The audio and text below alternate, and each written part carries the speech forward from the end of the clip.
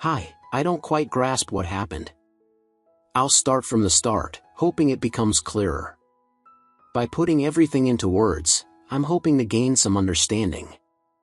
The shock of being randomly attacked in public was so alien to my experience that I couldn't process it. Just hours ago, I was on top of the world, with a life I adored, complete with a beautiful home, secure finances, and a husband who adored me. Yet, that wasn't the source of my happiness as I left the office on Monday. My joy came from something more private. My husband was away on business for the week, and I had plans to meet my lover, John. As soon as I got home and got ready, John, a relatively recent acquisition, took me to places in bed that no man had ever taken me before. That's why I skipped and walked to my car in the office parking lot with a smile on my face. I was just approaching my car when I felt a hand on my shoulder. I turned around to see who it was, hoping like hell it was John, and saw a fist coming straight at my face. I barely had time to catch a glimpse of the angry woman's face behind the fist before a painful cry escaped me. I think, on instinct, I fell to the ground and rolled into a fetal position, allowing the woman, who never said a word, to kick me in the back. She must have had enough of it at some stage because the next thing I knew, she was gone. Fearing that she might come back, I called the emergency number. The ambulance took me to the hospital, where I passed out a little. Since I arrived before the night rush, I was immediately noticed. Other than a split lip and a few bruises, I was fine, with a vague warning to watch for symptoms of delayed concussion and advice to ice the bruises. I was sent home. Police questioned me at reception after the medical staff had finished with me, but with only a vague description of a slender blonde woman in a hat and dark glasses, there was little hope of catching the crazy woman. I couldn't even tell them if she was a natural blonde, let alone give a reason for the attack. I asked them to give me a ride back to my car, but they explained that it was against the rules. I tried to put on one of my helpless feminine smiles, but it hurt my lip too much. I tried to call John to ask for a ride home from our evening date, but he didn't answer the phone, so I had no choice but to call a taxi. My new plan for the evening was to grab a bottle of painkillers, maybe some vodka with ice for my bruises, and take a long hot bath until it was time to call my husband at the end of his day. He always knew how to help me make sense of things and make me laugh when I was sad. After I told him what happened, I wouldn't be surprised if he dropped everything and drove 4 hours home. I was always his priority. I had only been home for about half an hour when the bathtub was full, and the ice was cooling my martini, when there was a knock on the door. Thinking it was the Chinese takeout I ordered, I opened the door. When I came to, I only had vague memories of what happened. I tried to sit up, but my head hurt terribly. Lowering my head, I felt my face, something had dried on it.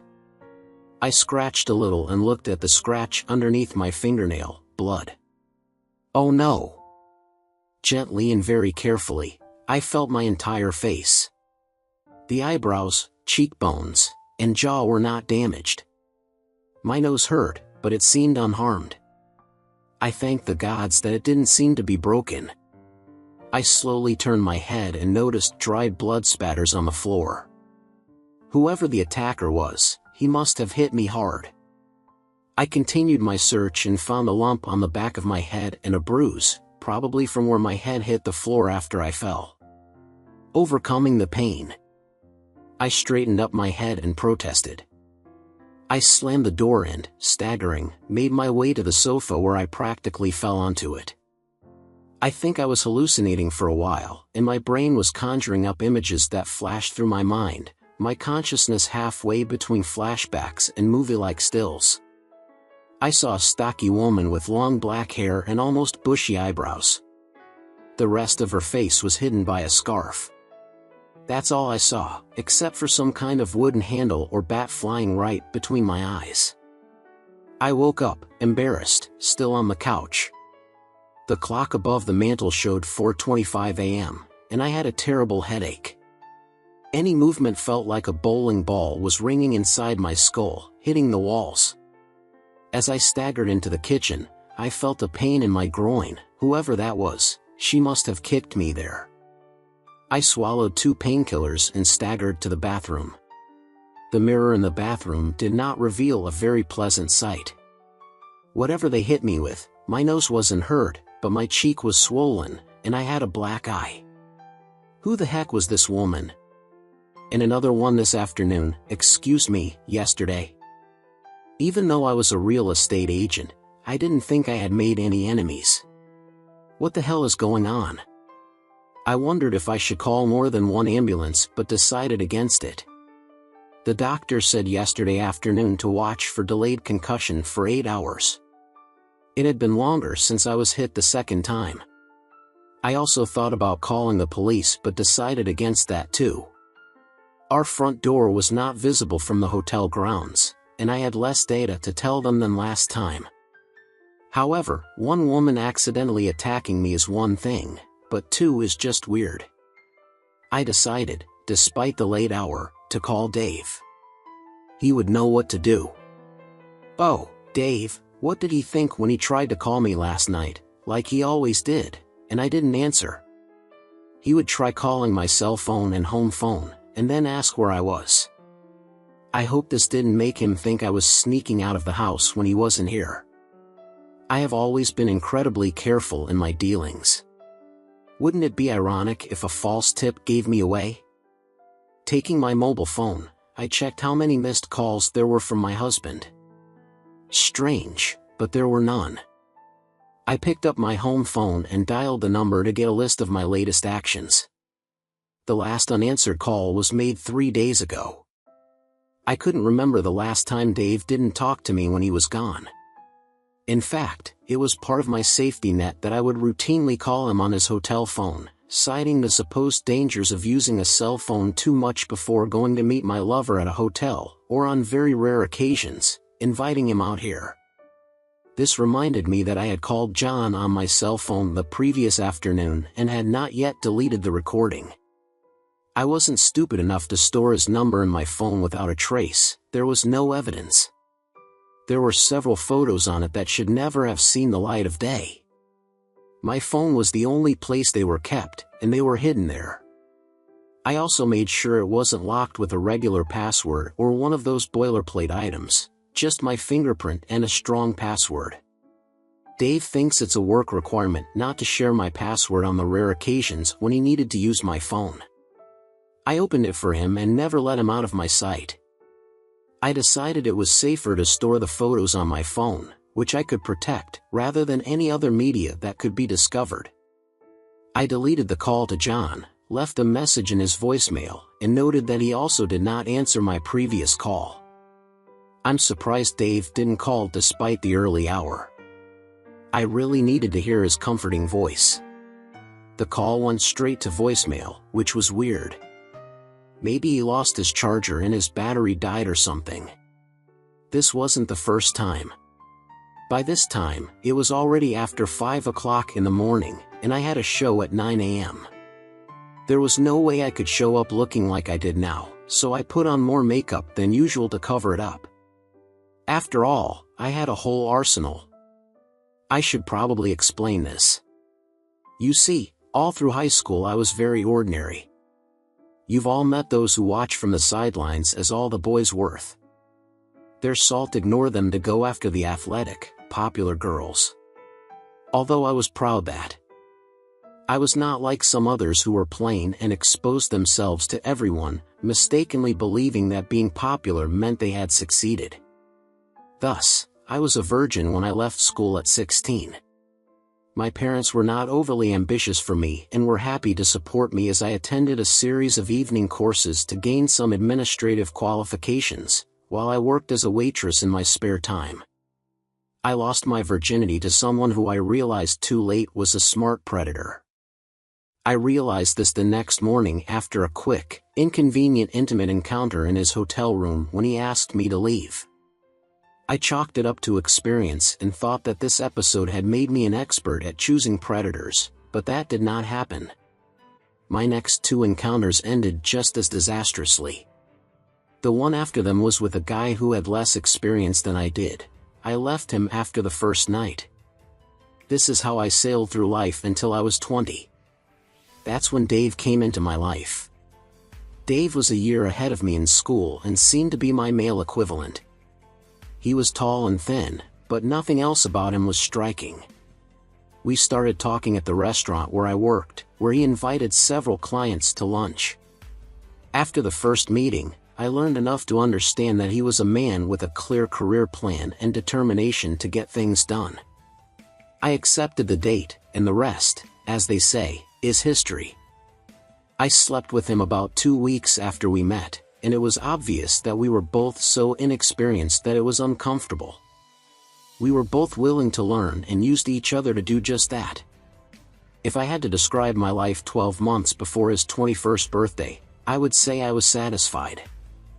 I had a boyfriend who was clearly moving and evolving and who clearly loved me to death. We were never invited to high-class social events, but neither of us thought it was important. We moved into an apartment together, and I was taking a realtor course paid for by Dave.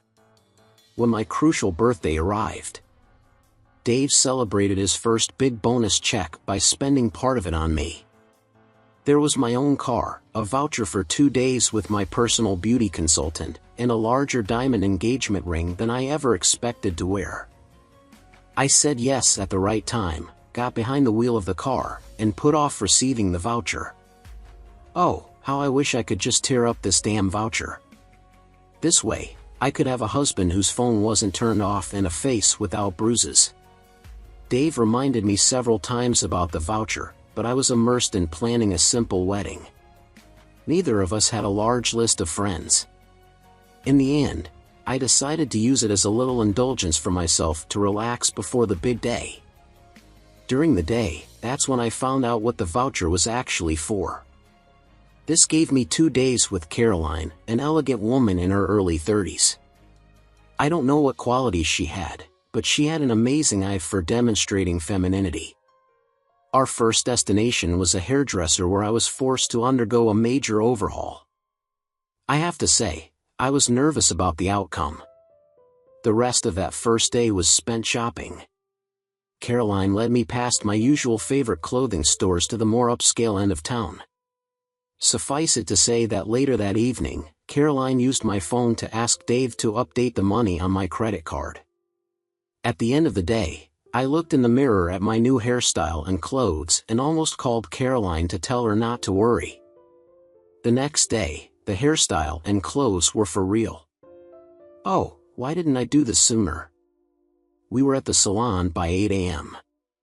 I was pampered with a pedicure, manicure, facial, and scalp massage.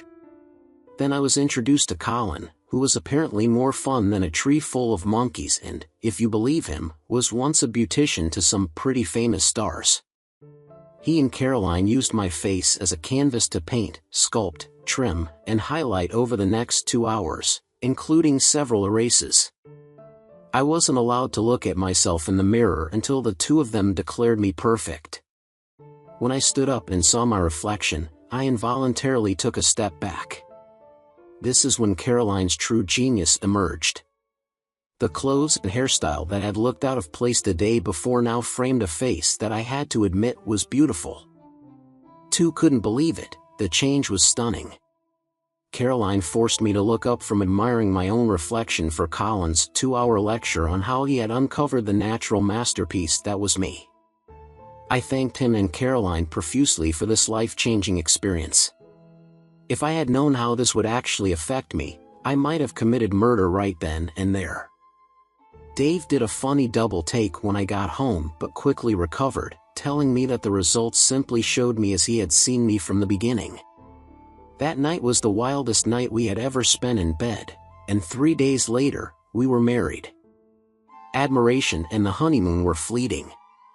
Confused men, handsome men who had never paid me any attention before, were now vying for the chance to dance with me. I supported them in this whenever Dave didn't mind. He was the first to admit that dancing wasn't his favorite activity. With all this attention, it still didn't dawn on me that the game had changed.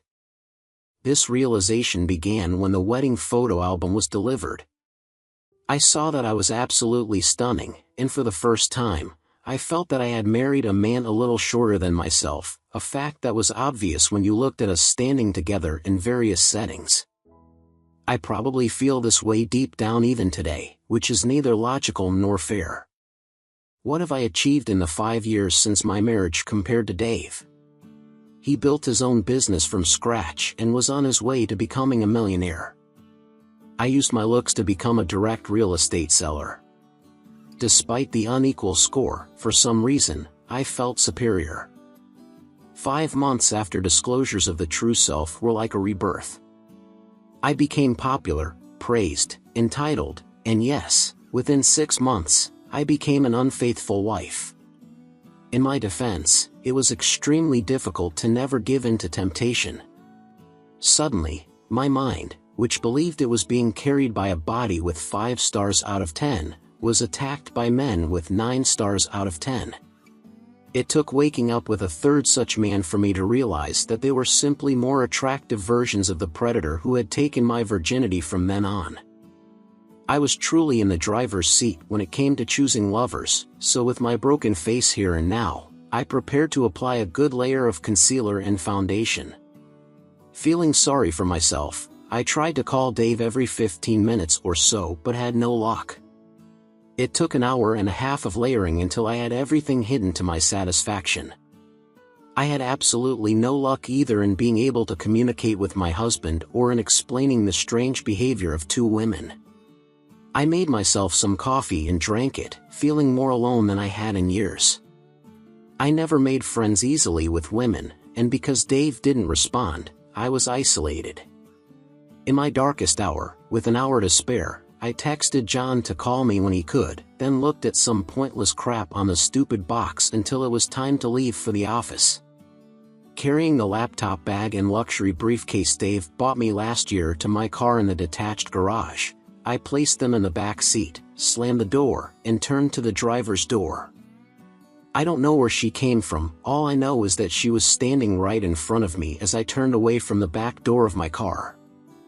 I can only assume that she must have been hiding behind the wall of the garage or somewhere else when I entered again. It all happened so quickly that it was hard to remember when it ended. I remember falling to the ground and feeling someone's footstep on my hands, which I instinctively raised to protect my face. The blows eventually stopped, and I ran toward the house. The brutality of the attack was completely shocking, and my face was burning. I leaned against the door for a brief moment before stumbling toward the downstairs bathroom. The mirror showed 3 long scratches on my left cheek and 2 on my right, apparently caused by raking fingernails. My right arm and forearm hurt, but luckily nothing was broken. I called the police again, then Dave and John, while I waited for the cops to arrive. No one answered. I felt so alone. The office called just after 9 o'clock to ask why I had abandoned a client and only calmed down a little when I told them. I simply couldn't. I was afraid that someone might be waiting behind the door. I scolded myself for my cowardice. All those real estate seminars finally came in handy. I gave myself a pep talk. What inspired me was a mystery, but of course, after the 3 women took out their anger on me for some reason, they were finished. Probably a case of mistaken identity, or so I thought. Now I started looking at things logically. From the front door of the house, I could see the door to the garage but not the inside or behind the wall on the far side. However, if I went out the back door, I might sneak up and approach the garage from an unexpected direction and ambush someone. I walked from room to room, looking out the windows and checking the route around the house to the garage. The problem was that there were several blind spots where someone could be waiting. Besides, the backyard was very secluded. If someone approached me there, no one would see them, and they could do whatever they wanted to me without witnesses. I was in no shape to defend myself, let alone fight back. I was thinking about all this when my phone rang. It was Dave. I rushed towards him, ignoring the protests of my bruised and battered limbs. I was disappointed to find it wasn't Dave, it was my office. They managed to calm my client down and arranged for me to meet him at the hotel in 30 minutes. My excuses about being injured fell on deaf ears. They were working lean during these depressing times, and if I couldn't handle it, they made it clear that they could find a replacement who could. This still left me with the problem of how to get to my car safely. A light bulb went on in my aching head. I'll call a taxi. I did just that, giving very specific instructions about parking in the middle of the driveway where I could see everything from the house. After all, there could be someone hiding behind the garage or behind the hedge on the property line. But with the taxi driver as a witness, I would be safe. While I was waiting for the taxi, I did everything I could to fix my face.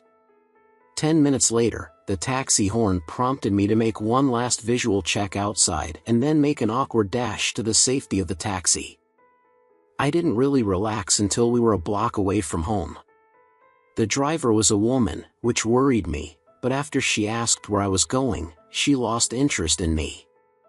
15 minutes later, as we approached our destination, I realized that I simply couldn't. I was afraid that someone might be waiting behind the door. I scolded myself for my cowardice. All those real estate seminars finally came in handy. I gave myself a pep talk.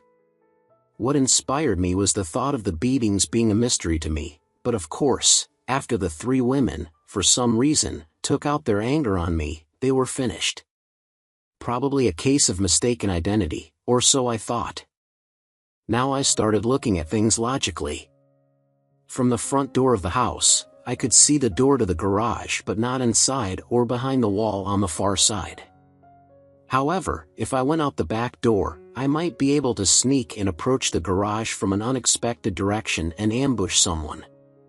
I walked from room to room, looking out the windows and checking the route around the house to the garage. The problem was that there were several blind spots where someone could be waiting, and besides, the backyard was very secluded. If someone were to attack me there, no one would see them, and they could do whatever they wanted to me without witnesses. I was in no shape to defend myself, let alone fight back. I was thinking about all this when my phone rang. It was Dave. Finally. I rushed towards him, ignoring the protests of my bruised and battered limbs. I was disappointed when I saw it wasn't Dave, it was my office.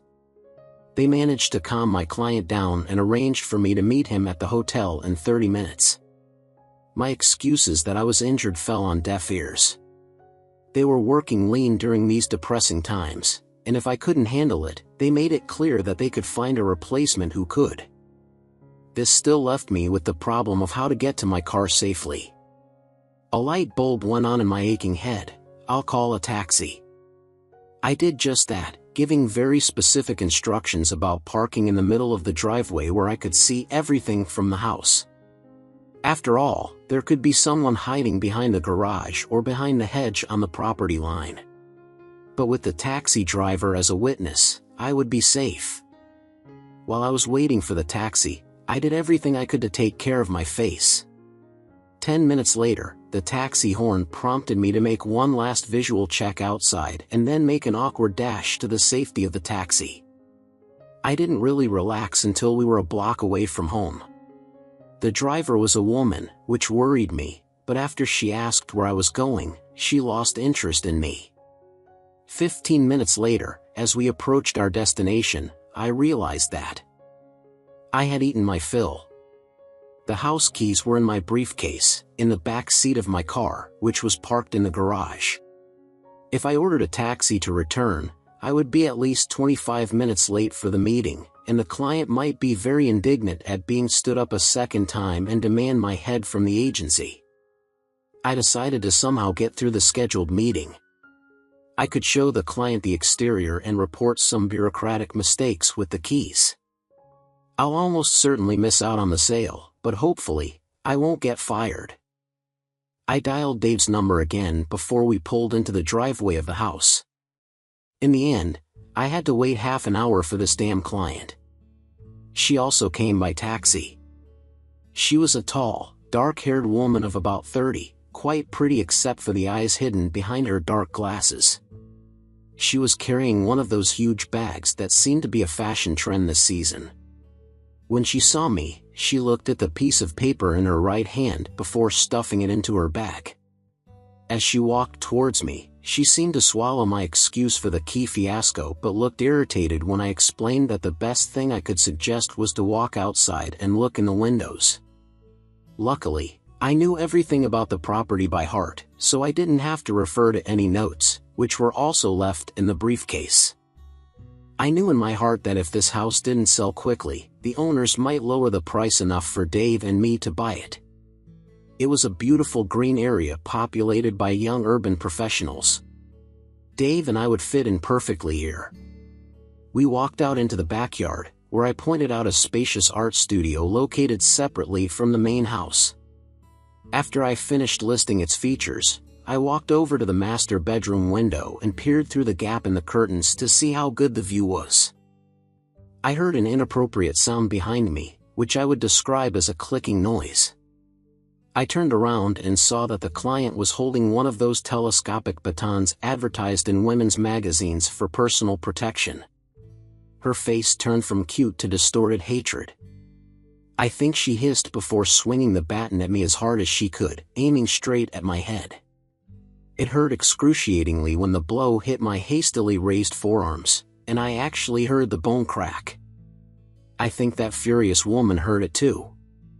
The anger seemed to evaporate from her, and she just stood there and watched as I screamed as I lowered my hand, and the pain overwhelmed me. However, she must have had some residual anger because she hit me on the side of the head. I took most of the blow on my undamaged hand, but it still knocked me to the ground. The wild woman must have left because, when I came out of my stupor, lying on the ground, she was no longer there, and I was left completely alone. She may have disappeared, but there was something that must have fallen out of her purse when she pulled out the bat.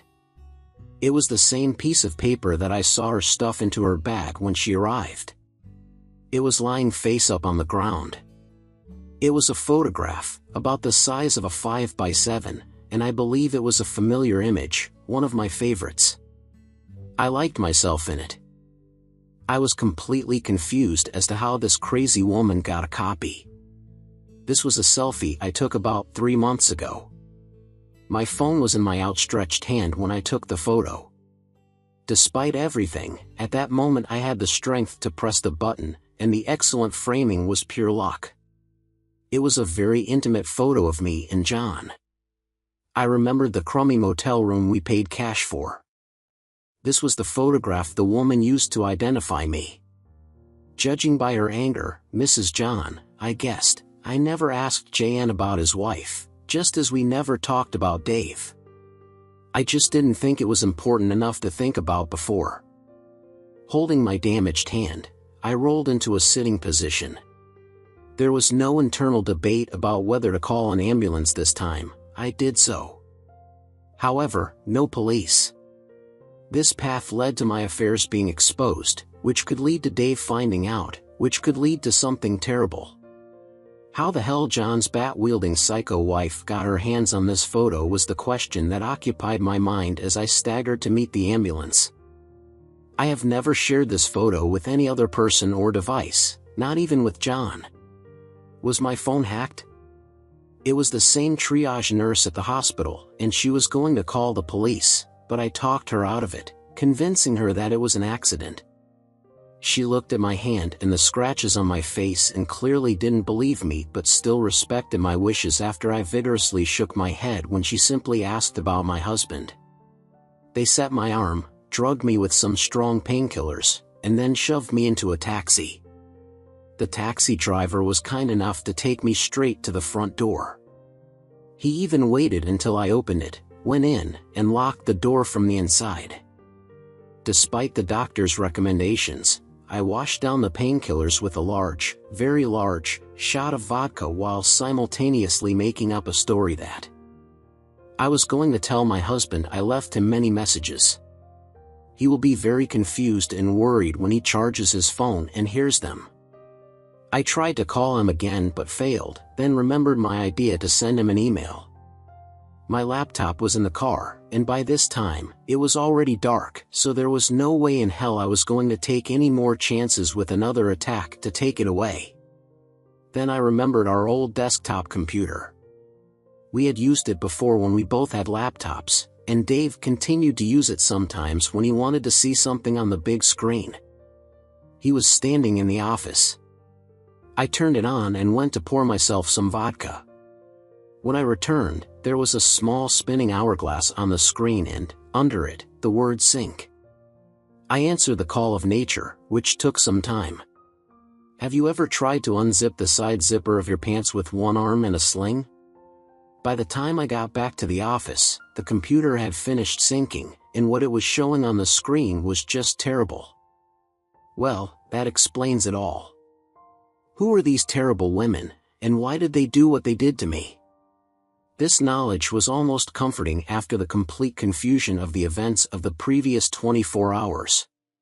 However, what the screensaver showed on our old home computer explained much more. It became clear why, for the first time in forever, my husband did not call me while he was on a business trip and why he did not answer the calls. It also clarified why he might never call me again and how I was arrogant and most likely lost the rest of my life. I barely managed to reach the bathroom when I painfully vomited. I touched the tender left side of my face, then felt the purple bruise and scratches on the right. Before leaving the bathroom to turn off the monitor displaying disgusting, destructive photos on the screensaver of a computer I hardly ever used, I noticed that it displayed the contents of my phone, more precisely, the photographs on it.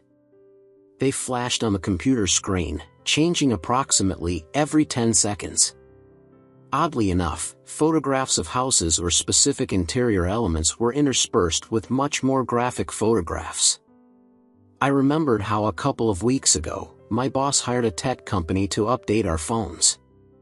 I watched like a hawk while the technician played with mine. It is now obvious to me that at least one of these changes resulted in the photos that I had so carefully hidden it, but it was transferred to my desktop along with the rest of my photo folder. If they were able to see the desktop of the old computer, could they? Oh no, Dave's laptop was much more modern than the old home computer. A feeling of dread came over me as I imagined Dave looking at the 100 or so trophy photographs meant only for my personal pleasure. These were photos of me with different men in various poses. Could I imagine Dave capturing images of my lovers' faces, printing them, and taking them to my work to compare with the names in their files, with the help of our secretary, who always had a soft spot for him? Unfortunately, yes.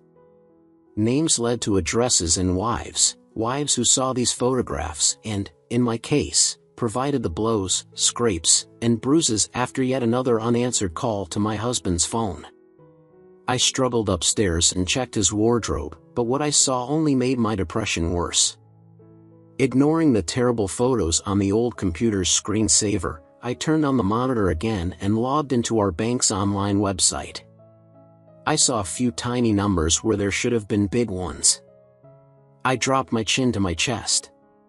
The realization of what a spoiled, conniving, entitled person I had become shocked me. The blow was as painful as all my physical injuries combined. There is never a shortage of male clients to choose from, and I made a choice. Perhaps in the early days, I tried to be very careful with my lovers. Back then, I had a strict rule: no photos, videos, or any traces. Oh, I did make a few mistakes along the way. I was almost exposed by one guy who wanted to continue the relationship after it had run its course. In my opinion, it was then that I decided to limit myself to married men who had as much to lose as I did. But I calmed down and relaxed some of my rules when it became obvious that Dave trusted me implicitly. Error, big mistake, huge. I should have stuck to the no photos rule. I kicked myself for my absolute arrogance, wondering how I could let this happen. I had become the popular girl I dreamed of being in school and somehow had to back up the popularity by sleeping with all the hot men. My arrogance was that I thought my marriage was guaranteed to survive the revelation of its true nature. Yes, I'm not stupid enough to believe that Dave would never find out about my hobbies, but I had long ago developed a plan for this case, which I was sure Dave would accept. After all, he would never find a replacement close to my level and would probably forgive me in the end. My plan was based on the assumption that Dave would find out about only one lover. I would tell him that this time. They said I was weak, while he was the adept seducer. I would weep and vow it would never happen again before going to sleep. Now, I want to share everything I've learned and kept to myself. I wondered if my actions were just a form of self-preservation, a way to delay accepting that Dave had no plans to forgive me.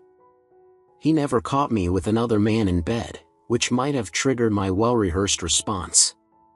But how could I have anticipated that he would discover me in cyberspace with thousands of lovers simultaneously? Then, covered in bruises, I screamed.